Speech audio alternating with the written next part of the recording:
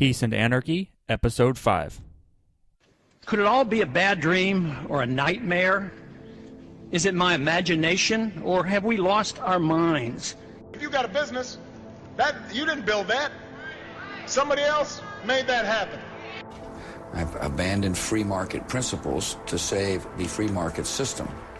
Violence and lost liberty will result without some revolutionary thinking. We must escape from the madness of crowds now gathering. Welcome to Episode 5 of Peace and Anarchy. My name is Ryan, your co-host, alongside Tabor Baranti. If you watched Episode 4, you know I mentioned Paul Cantor's work with respect to artistic production and the market. I mentioned that his characterization of the market as spontaneous might be sort of questionable. So Tabor had the idea that for this week we would have a little debate. We are debating the resolution, the market is a spontaneous phenomenon. So Tabor is going to take the affirmative. She'll be arguing in favor of the resolution. I'll take the negative and, of course, argue the negative. The structure is going to look a little bit like this. So Tabor, being the affirmative, is going to start off. She's going to give a 5-minute introduction and overview of her position. I'm going to follow up with a 5-minute overview of my position. And then we're going to have some time for questions. So I'll ask Tabor 3 different questions. She'll have the opportunity to answer each one within 2 minutes. And then she'll do the same for me.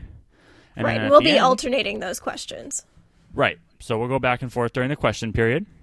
And at the end, Tabor will give her 5-minute affirmative closing, and I'll give my 5-minute closing as well for the negative side. Okay, so that's the resolution. The market is a spontaneous phenomenon. And Tabor, I'm going to go ahead and set you up with 5 minutes on my timer over here. And whenever you'd like to go ahead and start, we'll get things kicked off. How's that sound? Just one quick question first. Sure. Is your timer going to ding? Because I'll just let my you notes know. Are okay. My notes are up on the screen, and so I can't see you when I'm checking my notes. Yeah, no problem. I can give you a 1 minute and then final, or however you like. Let's just see how it goes. So. Okay, sounds good. Whenever you're ready, go ahead. Okay, so I'd like to start off first by defining action itself. So in economics, we always have to start at the beginning, and the beginning is the action axiom. So human action is purposeful behavior, to quote Mises. And to further quote Mises, we can say that action is will put into operation, transformed into agency, is aiming at ends and goals. It is the ego's meaningful response to stimuli and to the conditions of the environment, is a person's conscious adjustment to the state of nature that determines life. Such paraphrases may clarify the definition given and prevent possible misinterpretations, but the definition itself is adequate and does not need complement of commentary. So, action, as properly understood, can only be performed by individuals. It's quite absurd to say that groups can act or that groups have acted, because there's no larger being in direct control over a group. There's no real thing as groupthink or group action. If there's a mob of people outside Walmart attacking it, the mob is not controlled by some larger group. It happens to be filled with individuals that are achieving similar ends using similar means at approximately a similar time in that particular instance. It's not controlled by any one thing in particular. And so when we're looking at larger market trends, what's the best way to describe such trends and larger phenomena in a free market? And I'd like to submit that spontaneous is, in fact, the perfect word to use in this case. So when we take a look at the definition of spontaneous, the definition is simply unplanned. So the group action, there's no such thing. It's just a bunch of individuals that happen to have similar ends, and they are fulfilling it using similar needs. And this describes trends of all sorts. We can look at trends like Harry Potter, where people had the similar end of entertainment, and they chose to fill it using similar means, reading the books. But that doesn't mean that there was a larger entity planning, I'm going to tell all of the preteens in 2002 to read Harry Potter. And so if we even further look back at the etymology of the word spontaneous, it becomes even clearer to me that it's a perfectly decent word to use, because it comes from the Latin of one sponte, which means of one's own accord, willingly. So in no way does spontaneous to me infer that human action is not performed. I know Rothbard and Salerno have their misgivings with the word spontaneous, but in many ways I think they are trying to add a connotation to it that doesn't exist. It is very important to maintain words and to distinguish words from their lay meanings and their connotations. So there are a lot of words in, say, biology and chemistry that have different meanings in a scientific context versus lay conversations. My particular favorite example of this is the word organic. You can go to a grocery store and everything you see is organic.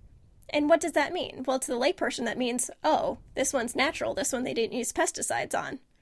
Whereas a chemist knows that organic just means that, there's carbon molecules in there, or there are carbon atoms in the molecules. It doesn't mean anything beyond that. And so when Rothbard negates the word spontaneous as inferring that the market, that individuals in the market are not purposeful, I believe he's really just adding an extra connotation to spontaneous that isn't there in the scientific context. And so, I'll Okay, 30 end seconds with more. that. Okay. All right, so 4.5 minutes, pretty much the full time. I'll go ahead and stop that, and then I'll give my 5-minute argument here. And Tabor, would you like to time on your end as well, or I can watch my clock on this side? I can time on my end. Okay. Yeah, perfect. I'll time. All right, let me just scroll down to my notes.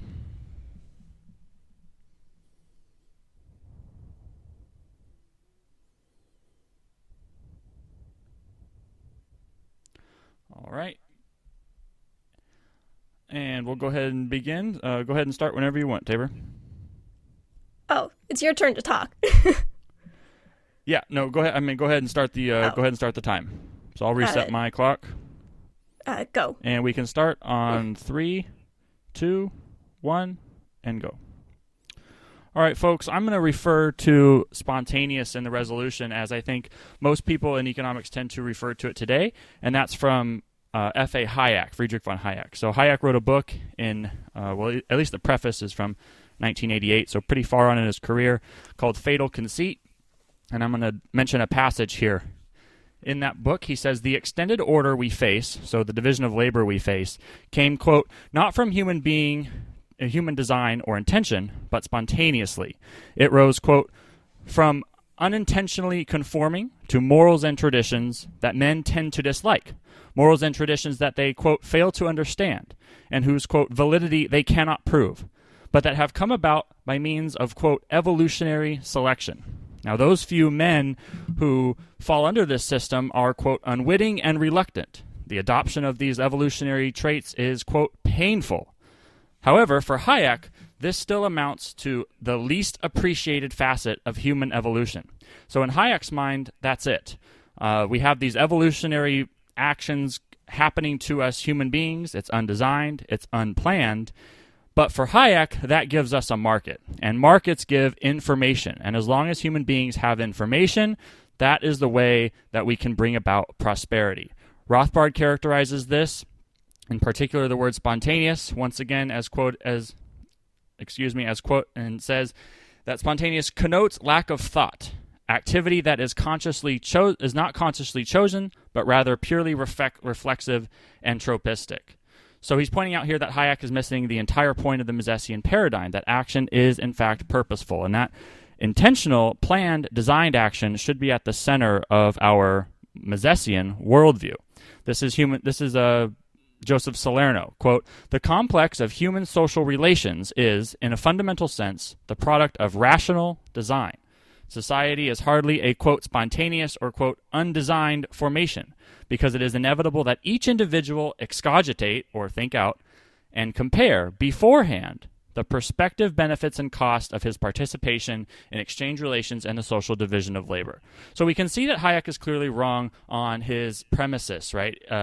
The kernel to understanding civilization is not unintentional or undesigned behavior. It's purposeful behavior that's carried out with intention and with design. Salerno again says, quote, "Mises leaves no room and no doubt that he considers ignorance of the remoter consequences of catalactic or exchange activity not as a virtue to be hailed in the name of, quote, spontaneity, but as a vice which may ultimately prove destructive of the social division of labor." Essentially, what Salerno and Mises are saying, that adopting the spontaneous order worldview allows false theories into the dialogue. And since everything happens unintentionally and in an undesigned manner, what comes along is just spontaneous. It's neither good nor bad. For Rothbard, this could lead to the Whig theory of history. He says that, quote, "This spontaneous order doctrine leads straight, of course, to the Whig theory of history, that whatever is right, and that which was right. Everything in history moves toward the good, is progressive, and therefore can do no evil or wrong in history." So not only does a spontaneous order worldview allow for breathing room for false theories, but it also allows a way for those false theories to become institutionalized or embedded in the sort of intellectual discourse. And of course, theories and ideas and ideologies are what motivate action. So when we have bad ideas that become inculcated in society and we act on them, Salerno says this: we could get what's called, quote, social maladjustment, which is inspired by fallacious ideology and carries with it the wake of possible social disintegration, and is more likely to result the greater the degree to which the consequences of human actions are unintended, or to use Mises' term, unwitting. And I would also say, to use Hayek's term, spontaneous.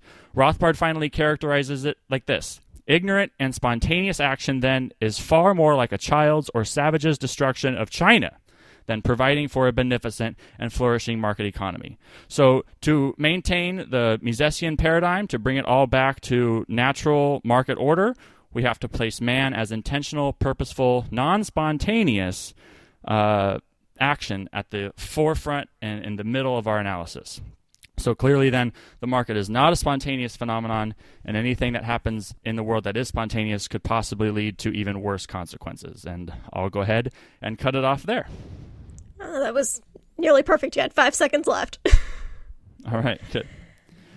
So I went and finished, so would you like to ask the first question, or should I?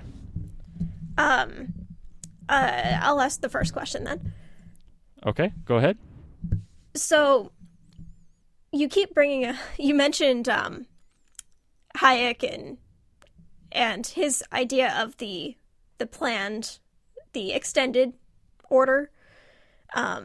I do not agree with Hayek's characterization either, and I think Rothbard's critique of that is on point. The issue that I have here is that when negating the word spontaneous, the critiques tend to trend toward saying that the market is planned. Well, we don't want to say the market is planned, right? Individual action, even under my definition of spontaneous, is still purposeful. But how do you reconcile this concept of the planned economy and the idea that groups cannot act? How are you going to reconcile these two things that seem to be coming together? Okay, so I'll give myself 2 minutes to go. So first of all, as far as people mean spontaneous as the alternative to non-centrally planned, or excuse me, to the alternative to centrally planned. In other words, they when they say spontaneous, they mean just not centrally planned. I think that's permissible technically, but I don't think it's very helpful, and I don't think it sticks close enough to the Misesian paradigm. I mean, if he meant voluntary, if Hayek meant voluntary, if he meant willful, or if he meant intentional or something else, he could have used those words.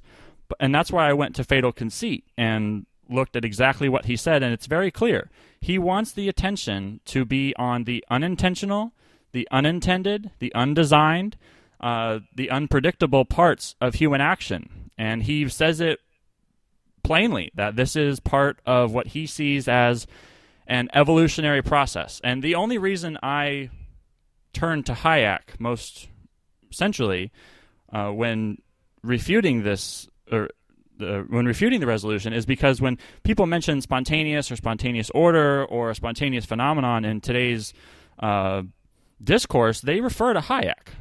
And there's a lot of people who claim to be Austrian or maybe call themselves Austrian people who really look towards Hayek and this notion of spontaneity, when in fact the Misesian way to go is to look at it through the lens of purposeful human action, because that gives us all of the positive, beneficial aspects, right? That's what, it's purposeful human action and not unintended action or unplanned action that brings about higher standards of living via market transactions.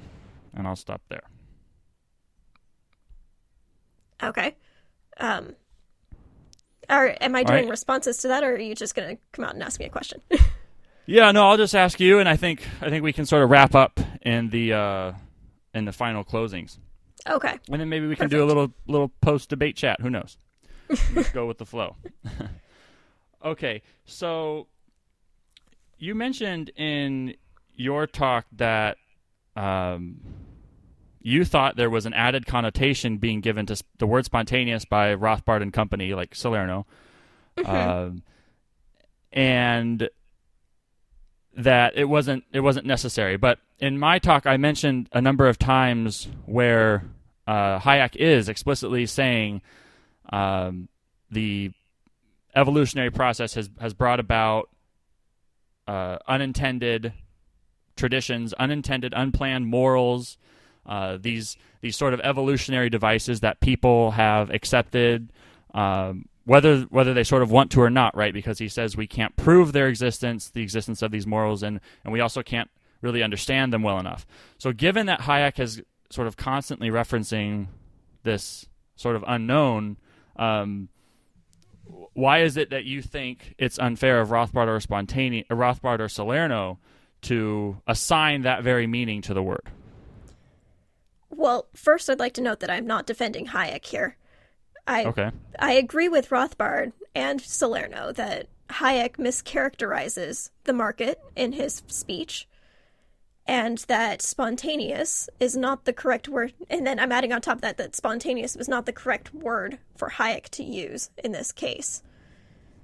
So when we look to that etymology, it just means from one's own accord, willingly. So in the original Latin, the word willingly is there. One cannot act if one's not doing it willingly, right? Right. The free market as we understood it without force, there is no forced action there. So I think what happened here is that by using the word spontaneous in this, I want to say in a more unscientific context, sort of like just our late conversations where it has the connotation of, oh, that guy's spontaneous. Like, he doesn't think about his actions. He just goes out and does whatever. I think that's where this connotation of spontaneous meaning unwitting comes about. When we look at spontaneous in the more scientific context of, say, spontaneous combustion, it doesn't have those connotations to it. So that's why I bring up other scientific words like organic and assay and other things that to the lay people, these words are either nonsense or they sound bad, when really in the scientific context it's just a descriptor. And in this case, I think spontaneous is a perfectly good descriptor, because you can't describe a larger plan to what you see trends of people doing, but it has been corrupted in many ways. Kind of like the word liberal. I think that our audience would understand this one, where the word liberal used to mean the free market and libertarian ideas now, but that word got corrupted by the progressive movement, and now it means left progressive. So I think that's what's happening here, and I'm really just advocating a reclaiming of the word. Okay. All right. Do you have, let's see, you've got 2 more questions for me. Do you want to take a minute and take just a second and ask me another one? Sure, let me go back to my notes. Sure. And just so you know, folks, all of the links that we're talking about, we'll be sure to have them in the show notes page. I'll probably be putting together a blog post that more fully explores my position. I mean, Tabor may as well. Right, and I'll be putting one together as well. Yeah, so this information will all be ready for you. I know some of it's kind of fast, but whenever you're ready, Tabor. Sure. So, in your research, did you happen to come across the blog post by Dan Sanchez? You'll have to remind me which one. Are markets and other social phenomena really spontaneous? I didn't. Oh, okay. So then that question's not going to work. We'll have to address it later on.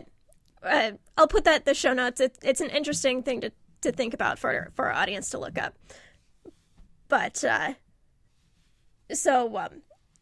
Rothbard and Salerno both also criticized the metaphor of the invisible hand in their same essays where they criticize Hayek and spontaneous, because it makes it seem too much of a planned mechanism.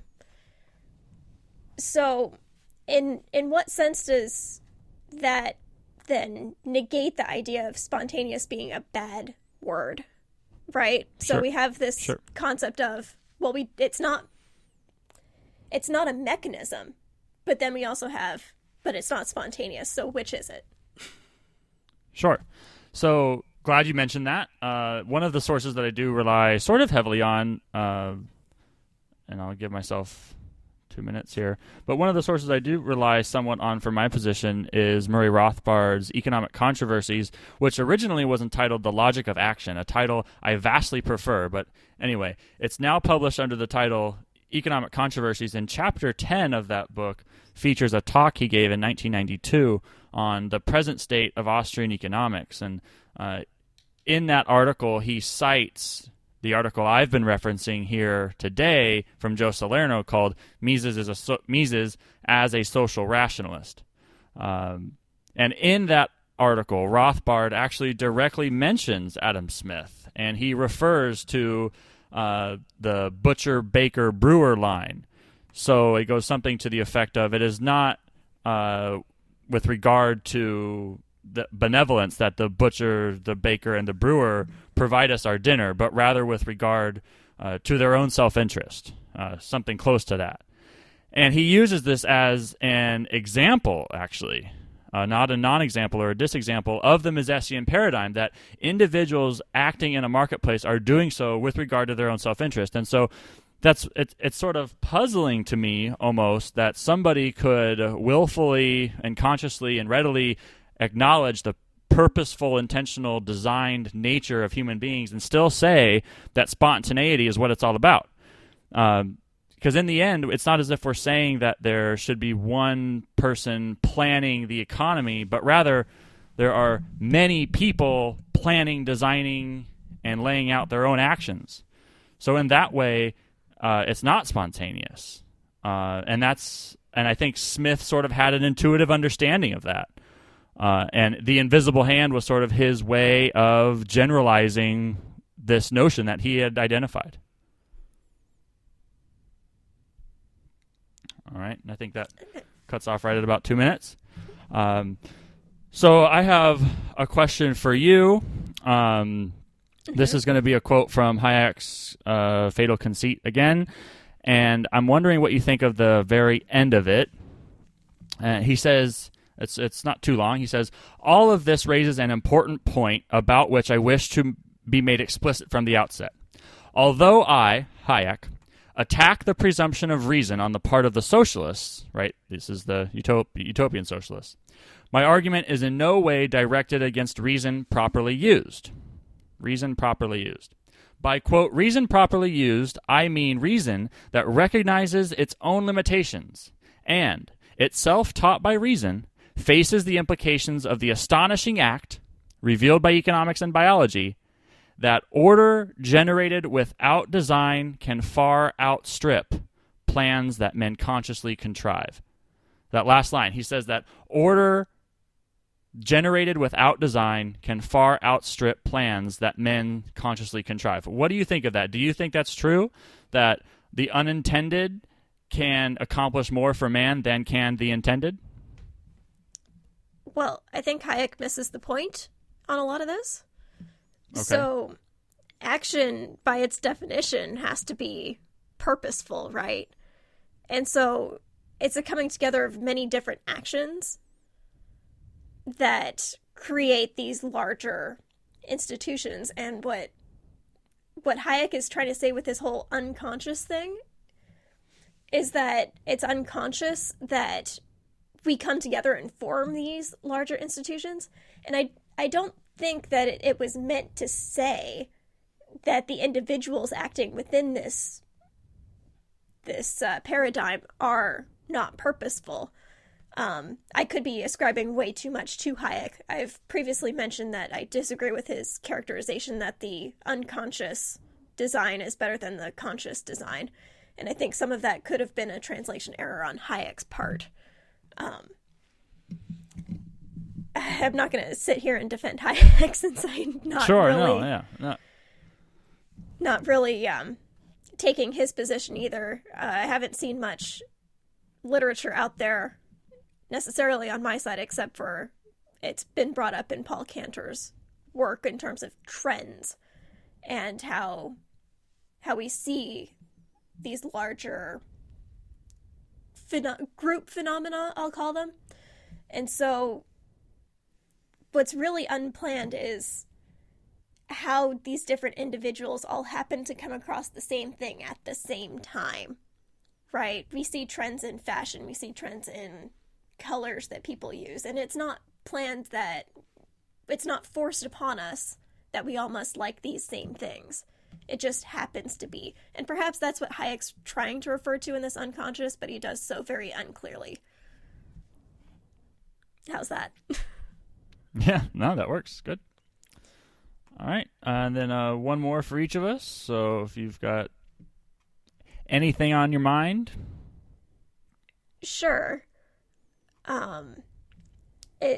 You keep mentioning Hayek's unconsciousness, or appraisal of the unconscious. But, and then Rothbard's refutation of that. But what is really at stake here in this debate, I think, is can groups act? Like, when we say that, if it is said that the market is purposeful, that seems to be ascribing a higher being to the market, a la the invisible hand, directing things, when it really doesn't happen that way. So, again, how do we reconcile these two concepts?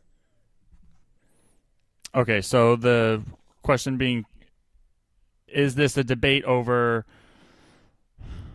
whether or not, let's see, recharacterize that again for me. So you think this is more of a debate about whether or not group beings, so collectives, can act, rather than right, the way I see on spontaneous, the people that are spontaneous detractors, sorry to put you in that category, the spontaneous detractors seem to be they seem to be pro-group action, right? Because what I'm saying is not that the individual doesn't act, it's that the group does not act. That's what I'm trying to say with my definition of spontaneous. And it seems to be that all these other arguments against spontaneous are not against that particular definition. which seems to be its original definition anyway, if we go back to the etymology of the word. Okay. Sure. Then to answer that, I would say, 2 points. One, I do agree that words' present meaning can be different than the etymology. But I don't think the purpose here for us is to debate the origin of the word or what it used to mean. I think at least what I'm attempting to address here is the concept that people normally have in their mind when they're asked, hey, do you think the market is a spontaneous phenomenon or a spontaneous order? Like in discourse today at the university level or in nonprofit circles and the liberty movement, Hayek has a pretty apparent pedestal. I mean, and spontaneous order is sort of the banner of a number of self-described Austrians. And I think what that's doing is diluting the message. And if Hayek meant something else, if he meant something that was in the etymology of the word, by late in his career, which when Fatal Conceit was written, he could have said that. But he chose not to, and he includes all of these other explanations as to why he thinks that it's the intentional and not he thinks it's the unintentional and not the intentional that really matters as far as rising standards of living for human beings. So I agree that the etymology could be different than what the meaning of the word is today, but the meaning of the word today is the one that I'm going after, and I think that it is a meaningful topic. I don't think it's just a linguistics squibbling. This is a part of a much deeper thing, and I think it really gets to the proper sort of praxeological overarching paradigm that people who talk about markets from an Austrian perspective should have. So I think that's probably right around 2 minutes. Let's see. I'll ask you your last question then.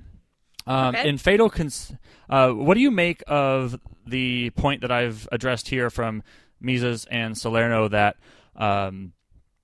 accepting the spontaneous order or spontaneous phenomenon worldview, do you think that poses a danger to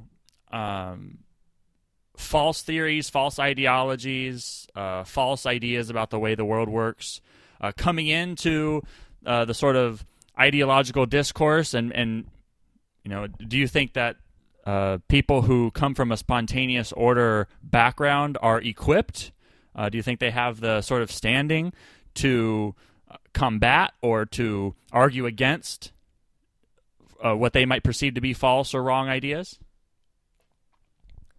So if you define spontaneous the way that Hayek is using it, yes.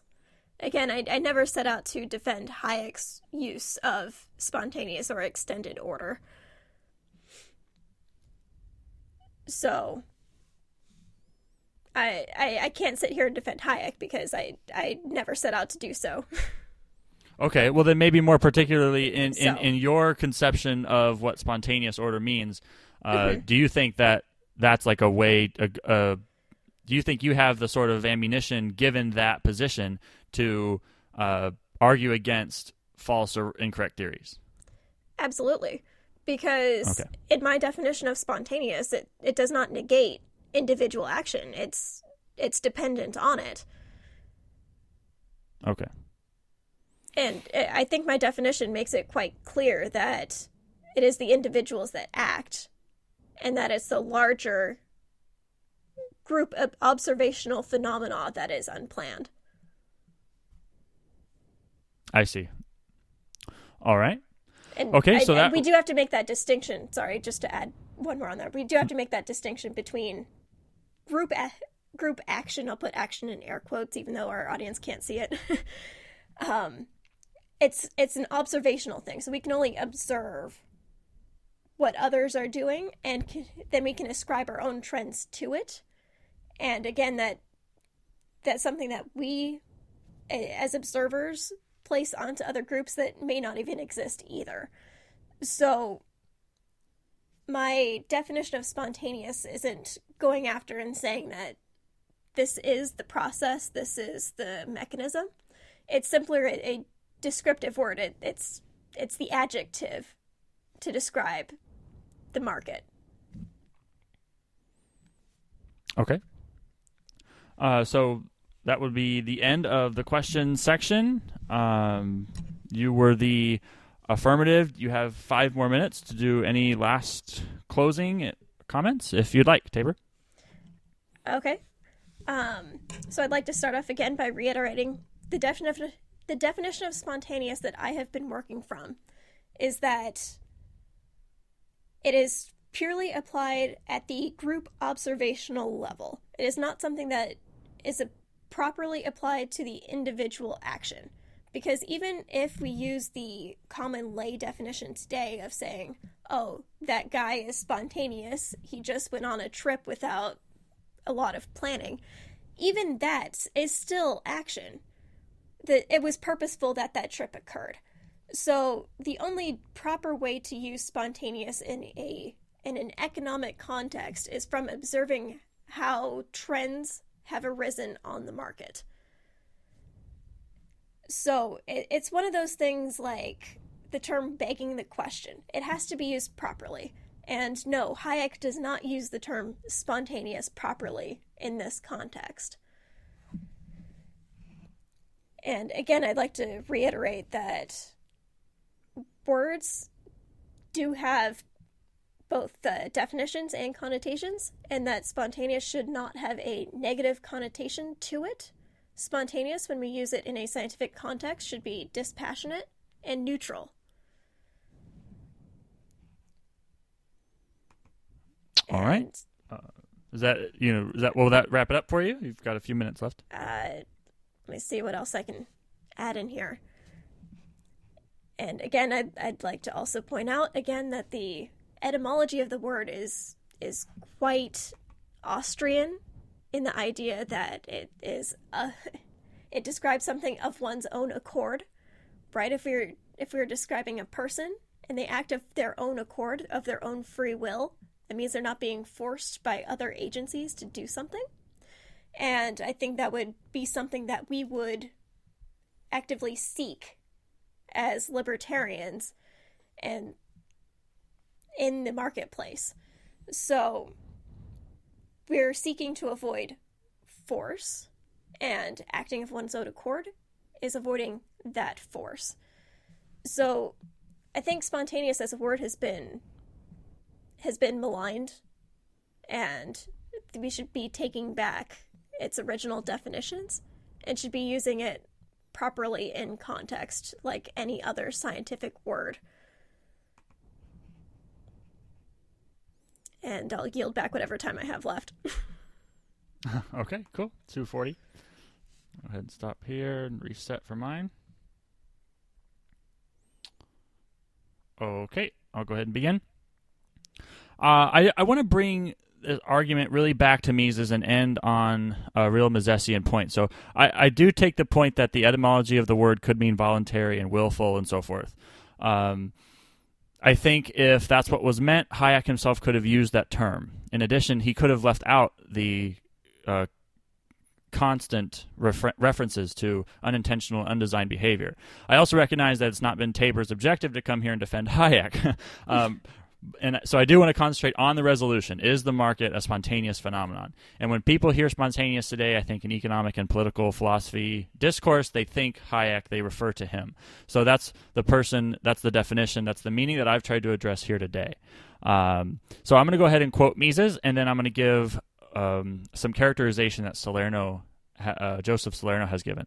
So this is Mises, quote, "The market is entirely a resultant of human actions. Every market phenomenon can be traced back to definite choices of the members of the market society. There is no automation. There are only men consciously and deliberately aiming at ends chosen." Joseph Salerno then characterizes this statement by Mises in the following way.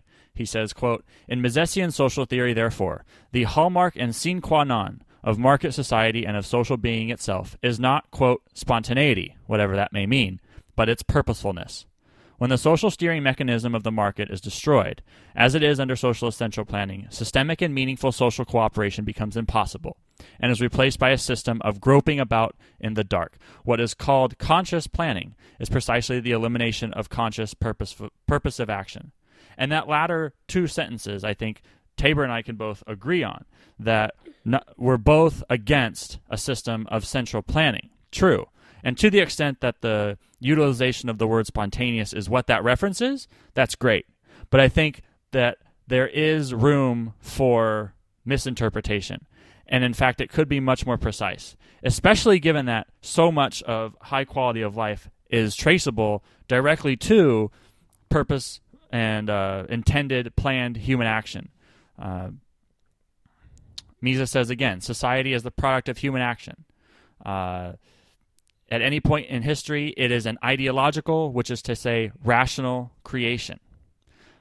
Both Mises and Salerno go on to highlight the fact that a bunch of things outside of catalactic exchange, outside of the market, that some may think are spontaneous, are actually also themselves the result of rational planning, rational, intended human behavior. Okay, so the notion of private property, right? This is a human rational device that was developed by man to facilitate rise in the standard of living. The law of marriage, the law of property as it regards the law of marriage, moral codes, the notion of a nuclear family, specialized occupations, linguistic developments, language itself. All of these things are sort of preconditions for, well, maybe not preconditions, but are rational products of the human mind. And so as Misesians, as Austrians, and as Rothbardians today, when we think of economic questions, I think this is the paradigm we have to come from. And when we do something different instead, and we come from a spontaneous order tradition, we sort of take out, or at least reduce the level to which we could forcefully rebut bad arguments and bad ideas, because we can point to things in the market in the natural order and say, look, people intended things to be a certain way. And government policy, when it comes in with the intervention and redistributes and does things that that people did not intend, that is chaos. That is what brings about the lower standards of living. Everything that is good, everything that is intentional and designed and planned in the market is what brings about the higher standards of living. For Hayek to focus, and for many people in sort of academic discourse today to focus on the unintended consequences of human behavior, I think is detrimental, and it makes for a weaker case from the Austrian perspective. And I'll have to end with, let's see if I can find the one final quote here that I have at the end. Scroll all the way down. Here's Mises one more time. The market isn't. Oh, I read this one. The market is entirely a resultant of human actions. There is no automation. There can only be men consciously and deliberately aiming at ends chosen. So, I'll leave it there. That's my final 5 minutes. We hope that this debate format has been helpful for you as an audience. You sort of see the perspective from both sides, and we each had a chance to ask each other questions. Tabor, what did you think? I think this was fun. I'd love to do, say, like a small bonus after the fact episode, perhaps, with some conversation between us and what we thought of the debate. Yeah, well, I think we'll definitely be generating some blogs throughout the week, and we'll keep this one alive, because I think it is a lively sort of hot topic in Austrian discourse. Right, and I think a lot of times it's been brought up that this is not a semantic discussion, and I hope that this point is coming across, that it is truly not just a semantic discussion. Word choice is important, and words have very specific meanings, but this distinction is important in order to clarify our position with the outside world, outside the hardcore Austrian audience that we tend to have. Right, exactly. And yeah, I think at the end of it, we agree on a lot of things, especially as it pertains to, the actual fundamental nature of human action. I think we agree on a lot of that substance. So we'll leave it there. Thank you very much, folks, for listening in. I will remind you that we are on Facebook at facebook.com/Peace Anarchy Podcast. We're on Twitter at Voice of Rothbard. We are now on liberty.me. So if you go to liberty.me and search for Peace and Anarchy, you'll find us. And always visit Ryan, our website at peaceanarchy.com. Right. Yep. So you'll find all the episodes on the website at peaceanarchy.com. And on liberty.me, I am Ryan Peace Anarchy Podcast. And Tabor, I think your username is... I'm just simply Tabor. It's okay. A weird name privilege. My name is never taken at site registration. All right, there you go. So find us on liberty.me, follow us on Twitter, like us on Facebook, and leave us a note at www.peaceanarchy.com. Thanks very much for listening, folks, and bye for now.